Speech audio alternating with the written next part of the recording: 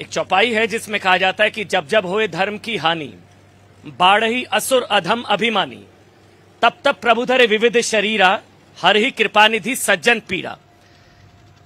ये त्रेता युग की हम बात कर रहे हैं, जब प्रभु राम का जन्म हुआ, 14 वर्षों का वनवास और उसके बाद अयोध्या में दीपावली।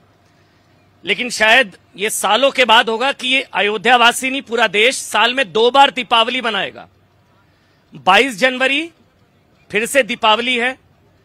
एक 14 वर्षों का वनवास था, एक 500 वर्षों का टेंटवास था, जिसमें प्रभु राम टेंट में रहे थे।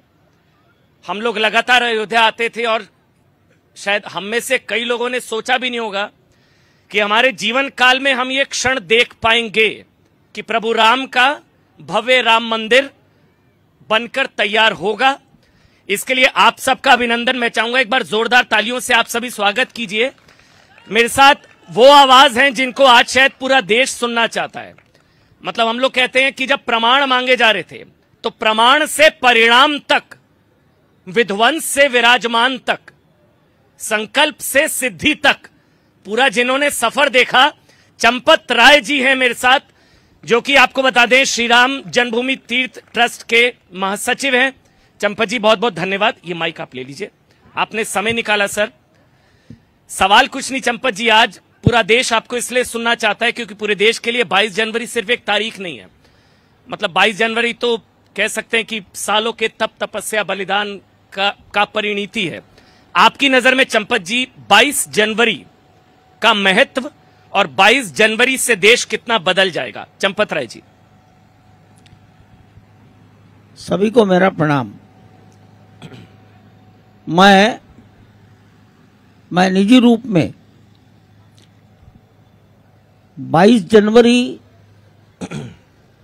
2024 सोमवार पौष शुक्ल द्वादशी इसी प्रकार देखता हूं जिस प्रकार समाज ने कभी 15 अगस्त 1947 देखा होगा। देश की राजनीतिक स्वाधीनता और अब देश के सम्मान की पुनर्प्रतिष्ठा, सांस्कृतिक स्वाभिमान, सांस्कृतिक स्वाधीनता की ओर कदम चला। चंपत जी, लेकिन सांस्कृतिक स्वाधीनता की आपने बात करी, 22 जनवरी मतलब ये जो आज हम तारीख देख रहे हैं, इसमें कई लोगों का बलिदान भी हुआ, तप तपस्या बलिदान। 22 जनवरी आपको लगता है कि जिन भी लोगों ने संघर्ष किया उन कार सेवकों को सच्ची श्रद्धांजलि अगर कोई हो सकती है तो शायद वो 22 जनवरी होने जा रही है? चंपत जी देखो भाई, हिंदुस्तान बलिदानियों का देश है। ऐसा कौन सा काल है जब हिंदुस्तान ने बलिदान नहीं किए? अपने सम्मान की रक्षा के लिए भारत की नारियों ने अग्नि में कूदकर दाह किया है। ये मेवाड़ क्या कहता है? अपने सम्मान की रक्षा के लिए महाराणा प्रताप ने सर नहीं झुकाया, लेकिन जंगल में चले गए। बच्चों को भूख लगी तो कहते हैं कि घास की रोटियां खिला दी। ये देश बलिदान का देश है। पंजाब के गुरु गोविंद सिंह, छोटे छोटे बच्चे अपने सम्मान, देश के सम्मान की रक्षा के लिए दीवार में चुन गए। बड़ा रोने लगा, पूछा रोता क्यों है? कहते पहले मैं पैदा हुआ, जातू रहा है पहले। ये देश बलिदानियों का देश है और इसलिए ठीक है, राम जन्मभूमि के लिए हम उतने ही बलिदान जानते हैं जितने हमने देखे हैं 1984 के बाद, लेकिन 1528 से लेकर आज तक जो हुआ उसको कौन जानता है? उसका तो कोई नाम भी नहीं जानता। उन्होंने बलिदान काहे के लिए किया था? तो ये बलिदानियों का देश है। यहां मरने के बाद प्रतीक्षा नहीं करनी पड़ती, तत्काल। या मरना, बलिदान होना कबड्डी का खेल है। दिन भर में बच्चे 4 बार मरते और 4 बार जीते रहते, कबड्डी खेलते रहते, मर गया जी गया, मर गया जी गया। तो भी किसी उद्देश्य के लिए जिन्होंने अपनी आत्मोत्सर्ग किया, उनकी आत्मा को शांति तो जरूर होगी, जरूर होगी। चंपा जी, जिस बात से मैंने शुरुआत की, जितने लोगों से मैंने बात की, किसी को शायद अंदाजा नहीं था कि वो अपने जीवन काल में ये सब देख पाएंगे। मतलब राम मंदिर का निर्माण होना, 500 साल, 493 ईयर्स, 493 सालों का तप जो अब मिलने जा रहा है न्याय, ये उम्मीद थी आपको ये हो पाएगा, या आपको भी लग रहा था कि नहीं ये लड़ाई लंबी है, कानूनी लड़ाई है, चले जा रही है? उम्मीद थी आपको? सत्य अगर है तो वो जीतेगा, बस इतने ही तक मैं सीमित था। दूसरा विचार, 1947 के पहले जिन लोगों ने बलिदान दिए, फांसी पर झूल गए, उन्हें कौन उम्मीद दी थी कि 1947 15 अगस्त को ये होने वाला है? कर्म बस इतना ही होना चाहिए। पत्थर पर हथौड़ा मारो, हमें नहीं मालूम कौन से हथौड़े की चोट से टूटेगा। 100 हथौड़ों की चोट से उसके तंतु ढीले पड़ते हैं, 101वें हथौड़े पर वो टूट जाता है। अगर ये मानकर चलेंगे कि हमारे जीवन में ये काम सफल होगा कि नहीं होगा, होगा कि नहीं होगा, तो लोग निराशा में झूलकर अंदर बैठ जाएंगे। कभी भी कार्य प्रारंभ किया तो जितना भगवान ने हमारे भाग्य में लिखा है उतना हम करेंगे, उसके बाद ये डोरी अगली पकड़ा देंगे। मैंने ऐसा सुना है कि पटना में नौजवानों ने ठान लिया कि इस बिल्डिंग के ऊपर तिरंगा फहराएंगे। चल दी टोली, एक के पीछे एक चढ़ने लगे। सरकार परेशान हुई, क्या हो रहा है? गोली चली, ऊपर से टपका नीचे आ गया, लेकिन झंडा दूसरे ने थाम लिया और एक के बाद एक सब मर गए, परंतु झंडा ऊपर पहुंच गया। तो जो मेरे जीवन में सफल होगा कि नहीं होगा वो कुछ नहीं करते। किसके जीवन में कौन सा काम संपन्न होगा ये विधाता तय करेंगे।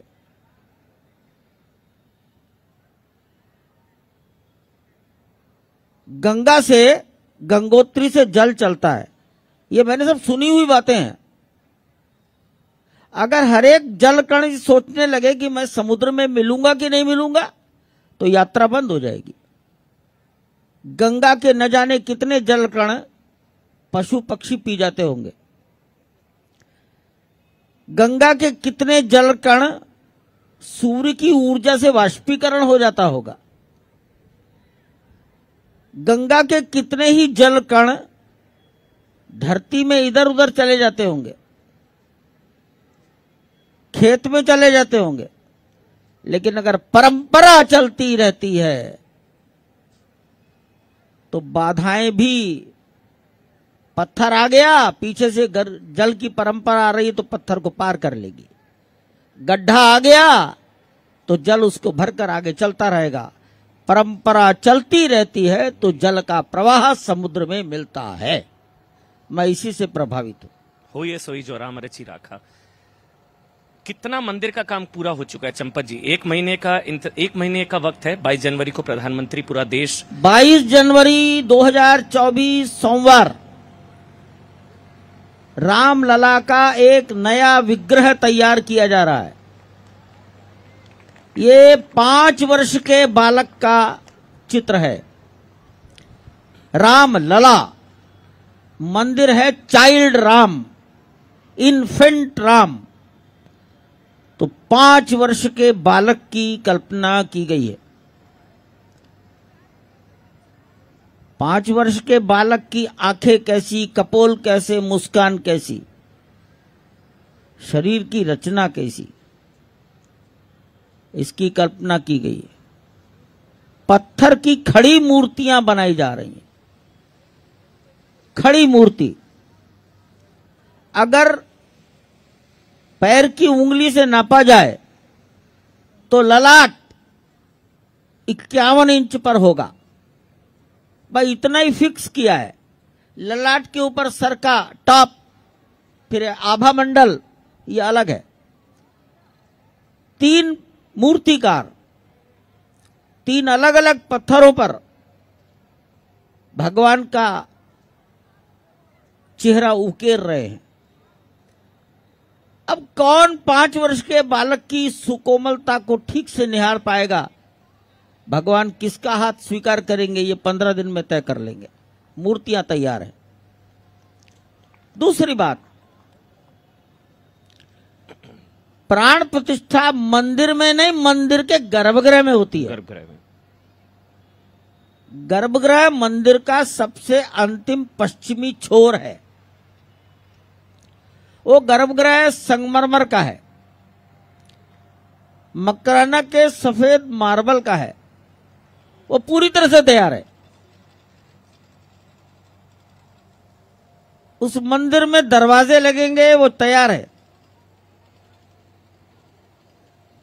शेष मंदिर का लगभग काम तैयार है। मैं लगभग कह रहा हूं क्योंकि उसमें लगभग 170 खंभों पर तमाम मूर्तियां बनाई जानी है।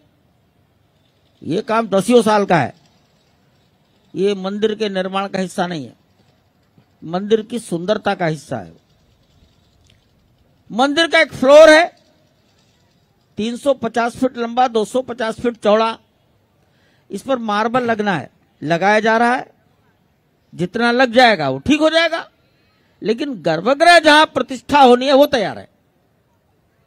इसलिए प्राण प्रतिष्ठा के लिए 2 आवश्यक बातें हैं, गर्भगृह और जिस प्रतिमा की प्रतिष्ठा होनी है उस प्रतिमा की तैयारी। ये दोनों बातें हो गई। निमंत्रण चंपत जी किस किस को दिया गया है या दिया जा रहा है? साधु संतों को या राजनेताओं को? विदेशों से भी मेहमान आएंगे चंपत जी? राम जन्मभूमि को वापस प्राप्त करने के लिए 497 जो भी 500 साल है, उसमें हम नहीं कह सकते कितने लोगों ने अपने जीवन का उत्सर्ग किया है। लेकिन मैं इतना ही जानता हूं कि 1984 में प्रारंभ किया था तो लगभग देश के 5 लाख गांव, मोहल्ले, कॉलोनियों तक ये विचार पहुंच गया। कम से कम 10 करोड़ लोगों ने, एक आकलन है हमारा, इस मंदिर के निर्माण में अपनी परिश्रम का कुछ हिस्सा दिया है। वो दान नहीं दिया किसी ने भी भगवान को, भगवान का धन तो दिया है कार्य है, तेरा तुझको अर्पण, इस समर्पण के भाव से दिया है। तो ये मंदिर इस संपूर्ण राष्ट्र का,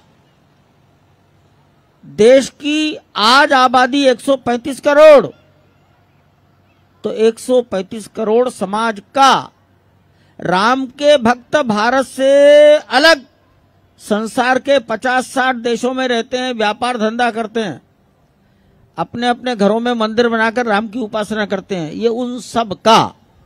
इसलिए ये विचार है कि सारे भारत का रिप्रेजेंटेशन, प्रतिनिधित्व यहां होना चाहिए।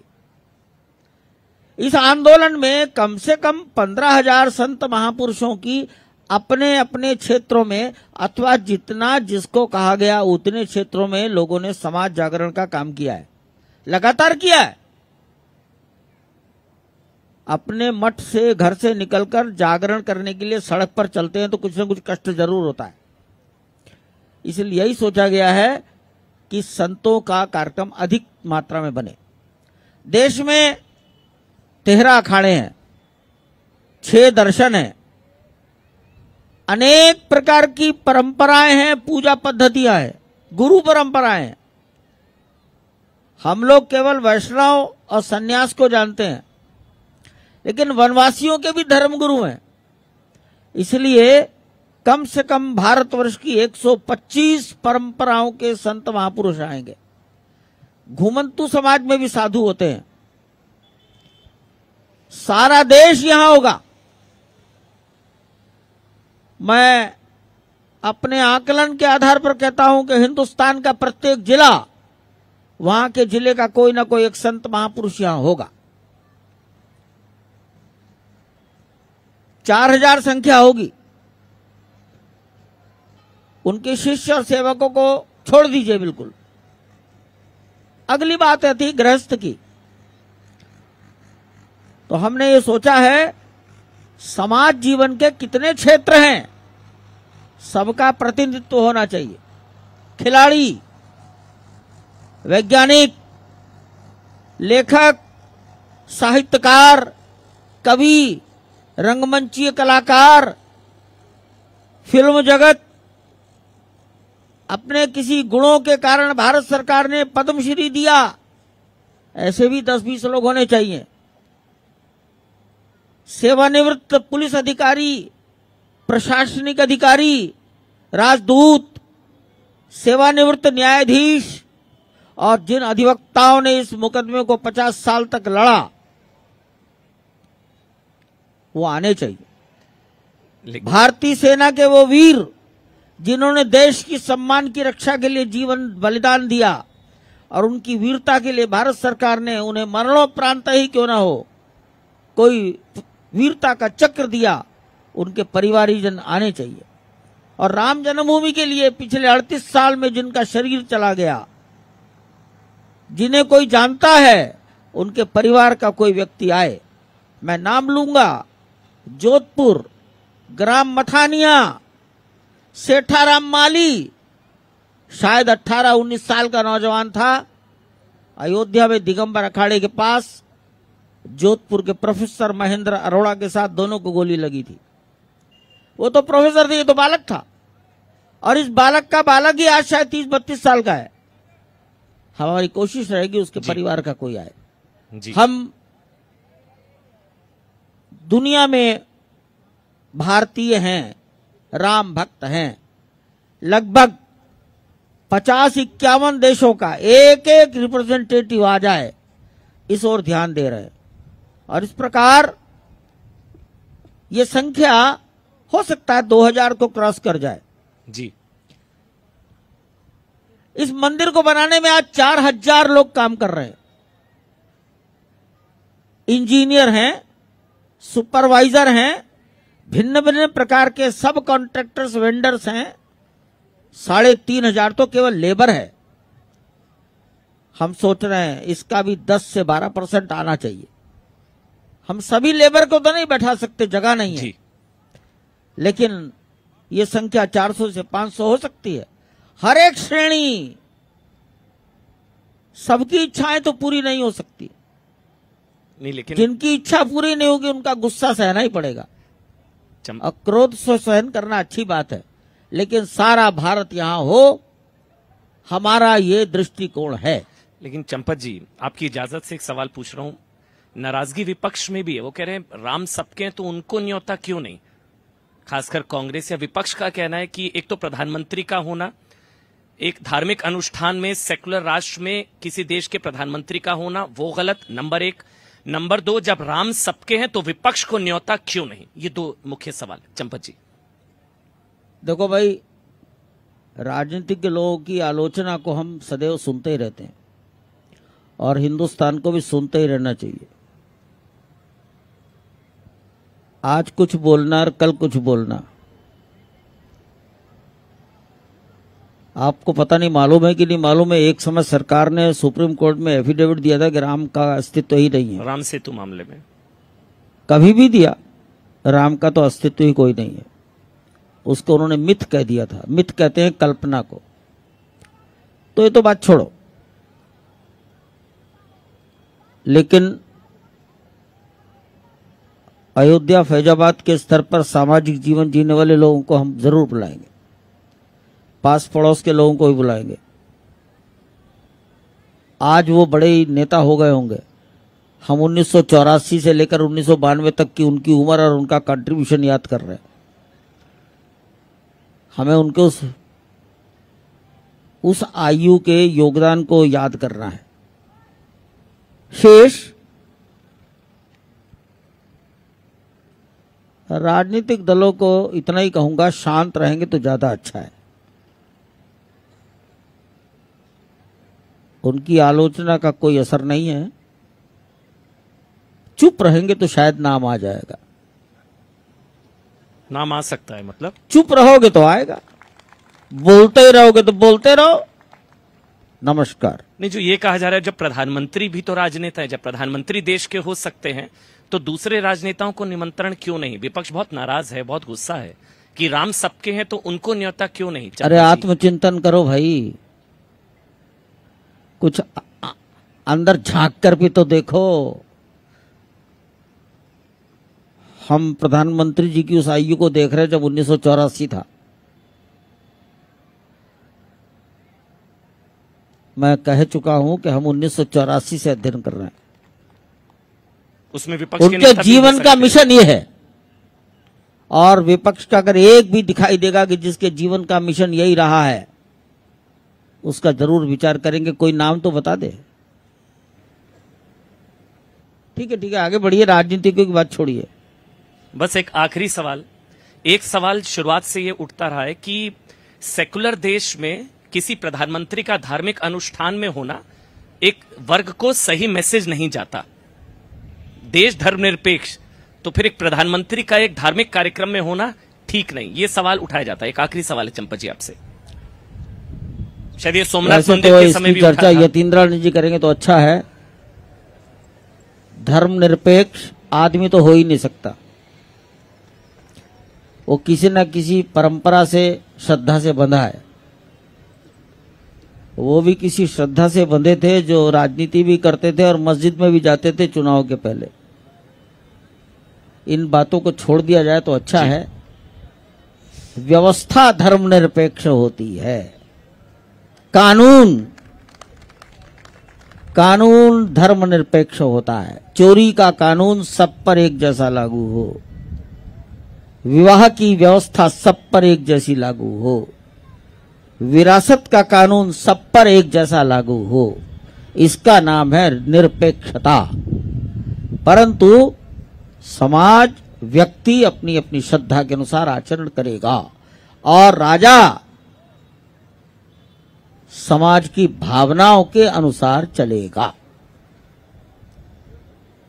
बहुत बहुत धन्यवाद चंपत राय जी, आपने समय निकाला न्यूज़ 18 इंडिया के लिए। बहुत बहुत धन्यवाद चंपत राय जी। मेरा अनुरोध है हमारे खास मेहमान से, प्लीज आप थोड़ी देर मंच पर मौजूद रहें। और अब मैं बुलाना चाहूंगी हमारे एडिटर कैनवास न्यूज़ 18 इंडिया और हिंदी डिजिटल ज्योति कमल जी को। सर आप मंच पर आएं, हमारे खास मेहमान का धन्यवाद अदा करें। राम सिया राम, जय जय